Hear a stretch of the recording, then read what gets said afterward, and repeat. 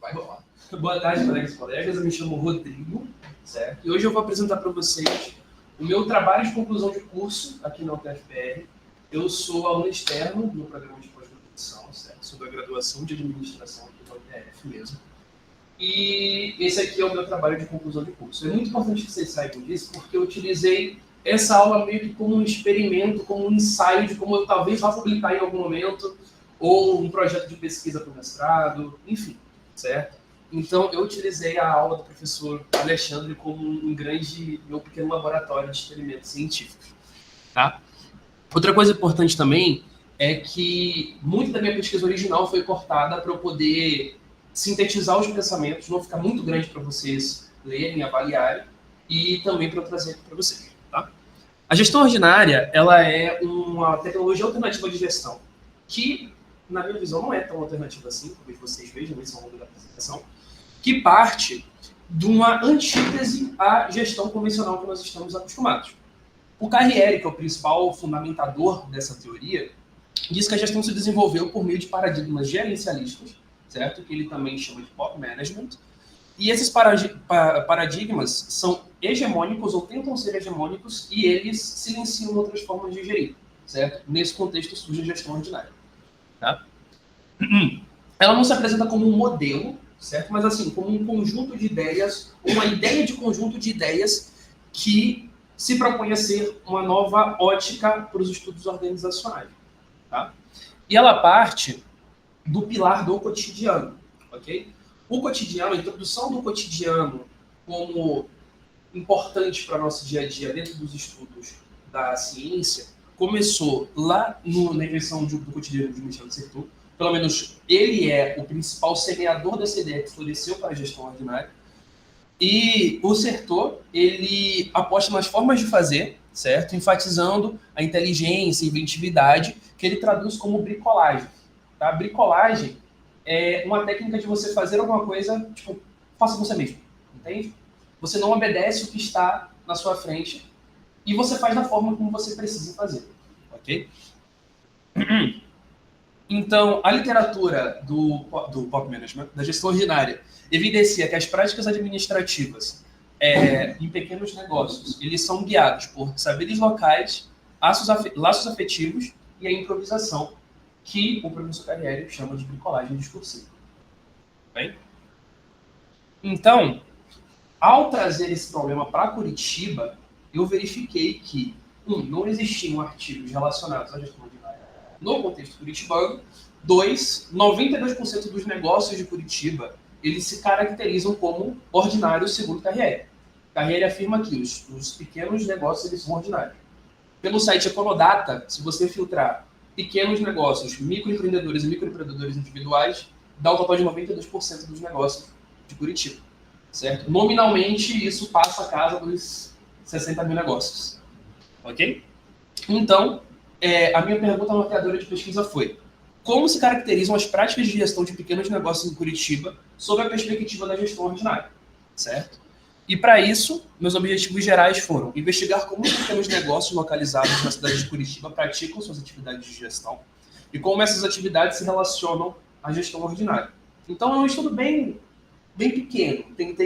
A princípio tem que ser amplo, mas a minha banca me deu na cabeça e falou, pá, seja um pouco mais concentrado. Assim foi, e resolvi analisar um pouco mais nas atividades em teoria da gestão ordinária, sem extrapolar muito nos objetivos gerais. Os objetivos específicos: identificar quais práticas de gestão estão presentes nos pequenos negócios, compreender a relação que os empreendedores estabelecem com o lucro, crescimento e desempenho econômico do negócio, e analisar se há evidência de práticas baseadas em relações pessoais, familiares ou afetivas típicas da gestão ordinária. Percebo eu que eu não expliquei muito bem o porquê da segunda pergunta. Isso porque Carriere afirma que a gestão lucro-resultado para os negócios é uma ideologia hegemônica. Ou seja, os pequenos produtores não necessariamente eles encaram o lucro da mesma forma que nós encaramos nas escolas de administração, onde o lucro é o norte para tudo e tudo tem que ser em torno do lucro, certo? Por isso a segunda pergunta. Então, minha metodologia foi uma pesquisa qualitativa exploratória, tá? Foi por uma entrevista semi-estruturada por aprofundamento, ou seja, eu tinha alguns tópicos de pesquisa e, eventualmente, eu aprofundava eles de acordo com a necessidade e a temperatura da entrevista. E eu fiz uma análise categorial norteado por Bardan e Vale Ferreira. Tá? Bardan é a principal analista qualitativa que nós temos na academia, só que eu tive um contato com o Bardan muito recente. Então, quando eu percebi que eu tinha que usar Bardan, tinha pouquíssimo tempo para fazer análise categorial, então eu tive que dar minha bricolagem ali para conseguir achar um artigo que falasse sobre análise qualitativa dentro da educação, que foi o artigo de Vale Ferreira, de 2025. Se alguém se interessar pelo artigo, pode falar comigo. É um artigo muito completo que traz tudo de Bardan e dá para você fazer uma leitura direcionada para o livro, caso necessário. Certo? Essas entrevistas elas foram norteadas por 3 tópicos: história do negócio, gestão do negócio e objetivos do negócio.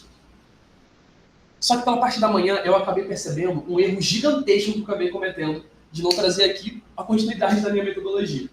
Eu selecionei os participantes por meio de uma seleção não probabilística. Então, eu basicamente saí de porta em porta de Curitiba, dos negócios perto da minha casa e perto aqui da faculdade, e entregava esse papel. Eu dividi ele em 4. Pode passar suas perguntas. Ele é profissional. Não, passa para eles antes. Perdão, diga depois. Eu entregava esse papel e falava: olha, pessoal, estou fazendo meu trabalho de conclusão de curso, preciso da sua ajuda, e a gestão ordinária é isso. Eu mudaria isso para uma próxima abordagem, talvez, mas foi o papelzinho que eu entregava, batendo de porta em porta de cada negócio e pedindo ajuda. Se eles aceitassem, eu marcava um horário, escrevia esse horário atrás desse papel e, posteriormente, fazia a continuidade da entrevista com eles. O interessante é quantos deles aceitaram? Foi um aceite bom. Eu acho que teve... Então, isso já mostra um pouquinho essa questão de como um pequeno negócio não está tão focado no lucro. Você vai no grande, eu não tenho tempo para isso. Perfeito. Eu acho que teve 2 negócios que eles não aceitaram. Tipo assim, teve um que ele foi até meio rude, ele falou: não tenho tempo, nananana. Tipo assim, me tratou quase como se eu fosse um golpista. É isso que é a nossa administração aqui. Foi aluno de administração. E teve um outro que ele acabou me enrolando, assim. Eu acredito que se eu tivesse insistido um pouco mais, eu até conseguiria, mas eu preferi não gastar minhas energias nisso. Posteriormente, eu fiz uma entrevista gravada com eles, certo? Por meio do meu celular mesmo. Eu chegava lá, dava play no gravador, gravava entrevistas que variavam de 20 minutos a 1h30. Depois eu jogava no aplicativo de transcrição chamado Vibe, certo? Um aplicativo gratuito para transcrever áudio. Depois eu joguei do Vibe para o Gemini. Porque o Vibe ele não organiza o texto. O Gemini ele organiza certinho quem falou o quê, quem disse o quê, quando disse o quê. E isso facilitou muito na hora de eu fazer a categorização dos tópicos. Tá? Posteriormente... Esse aspecto é interessante para os colegas aí. O Vibe está me dizendo que você passava antes pelo Vibe e depois ia o Vibe ele transcrevia para você? Isso, ele transcrevia. Mas ele conseguia anotar quem era o entrevistador e quem era o Não, quem fazia isso era o Gemini. Eu jogava um prompt no Gemini e falava o seguinte: olha, eu sou entrevistador, eu estou entrevistando uma pessoa. Coloque o inicial da pessoa como nome tal, como letra tal, e o meu inicial como R. E aí o Gemini fazia perfeitinho. Mas o Gemini fazia isso a partir da transcrição? A partir da transcrição. Ele conseguia identificar quem que era o entrevistador e quem que era o entrevistado. Isso funcionava, tipo assim, 97% das vezes. Tinha uma vez ou outra que ele trocava, mas assim, organizava muito bem. Assim, passar pelo Gemini facilitou muito a análise categorial. Certo? O erro do Gemini não prejudicou o prosseguir da entrevista. Depois, eu estava ficando com pouquíssimo tempo e eu acabei tendo que apelar para uma ferramenta chamada Notebook LM. Quantos aqui conhecem Notebook LM? Notebook LM, também conhecido como a melhor inteligência artificial da história, me ajudou a fazer análise categorial. Eu joguei todas as entrevistas no Notebook LM e pedi para o Notebook LM me trazer uma relação dessas entrevistas baseadas nesses 3 tópicos aqui: histórico do negócio, gestão do negócio e objetivos do negócio. É o Gemini dentro dele, né? Mas o Notebook LM... Exatamente. Mas o Notebook LM ele não inventa coisas, o Gemini inventa de vez em quando. Então, trazendo os resultados de maneira bem rapidinho aqui para vocês, dividido nesses 3 tópicos. A primeira, estrutura, planejamento e continuidade dos negócios. A maioria dos negócios foram de base familiar ou relações afetivas próximas, ou seja, foi com o sogro, foi com a mãe, foi com a esposa, foi com o ex-parceiro, foi com um amigo, certo? O único negócio que saiu dessa dessa categorização foi um cara que estava sozinho no negócio. A informalidade no planejamento, não existia formalidade, não existia registro, todo mundo fazia as coisas do jeito que dava. A divisão de tarefas era por afinidade ou conhecimento. Teve um desses, inclusive, que a hierarquia seguia a hierarquia familiar. A decisão era pelo pai, a operação era pelo filho, e a limpeza e a alimentação era feita pela esposa. Eu achei isso bem interessante. Não acho errado, eu só acho interessante. Tá? E a incerteza e a ausência de continuidade geracional. Dos 8 negócios que eu entrevistei, 3 não tinham filhos, então 5 tinham filhos, e desses só um manifestou continuidade no negócio. E todos os negócios eles eram de primeira geração. Não tinha nenhum negócio que foi passado do pai para o entrevistador. Certo? Os objetivos e valores. Além da base familiar, era a priorização de valores subjetivos e pessoais, e um foco na manutenção e qualidade de vida, a construção da comunidade de laços efetivos, trocas além do dinheiro e resistência lógica da eficiência geracional. Como eu estou com um pouquinho de tempo, quem quiser ouvir mais, eu falo, mas assim, nenhum dos entrevistados que eu entrevistei fazia as coisas em prol do lucro, certo? Muitos deles, inclusive, se evitavam ter mais lucro para conseguir continuar com a filosofia do seu negócio, certo?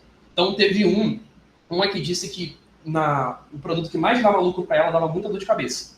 Parou de dar aquele lucro, parou de vender aquele produto. Um outro disse que seria mais vantajoso para ele contratar pessoas PJ na escala 6x1, mas ele prefere contratar pessoas CLT na escala 5x2. Então, assim, várias coisinhas que foram mostrando como que essas pessoas veem seus negócios como além de um gerador de renda, certo? E os principais desafios e estratégias de adaptação. Houve muita dificuldade na obtenção de crédito e financiamento, foi uma coisa que não foi mapeada a princípio, mas eu acabei descobrindo no meio dessa pesquisa. Então, esses negócios eles não conseguem crédito abaixo de juros para conseguir fomentar algumas operações, se necessário. Tá?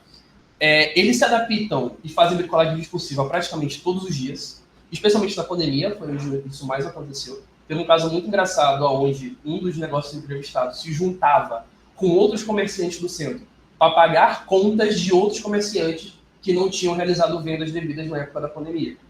Né? Então, simplesmente porque eles fizeram e assim foi. E o aprendizado baseado na vivência. Né? Todos eles diziam que o médico faz, tem que ser resiliente, e nenhum deles, dos 8 entrevistados, apenas um deles tinha formação em uma área relacionada à administração, que era economia, inclusive. Nenhum deles tinha formação em administração, nenhum deles teve contato com a administração para dar seguimento nos seus negócios. Então, considerações finais. Os negócios ordinários, eles possuem uma relação a par com o lucro, certo? A administração não se mostra como uma ciência importante para o início e manutenção desses negócios. Há necessidade de estudos sobre o ciclo de vida dos negócios, como a necessidade de mais ciclo de vida, menos ciclo de vida, continuidade desses negócios para a segunda geração. E a minha principal limitação foi referente à qualitativa exploratória, que não me permitiu generalizar, certo? 8 negócios não compõem uma amostra relevante para poder generalizar. Mas foi uma ela generaliza a tua pergunta, tá? Torna a tua pergunta sobre o que você gostaria de generalizar mais robusta. Mais robusta. Enfim, muito obrigado a todos.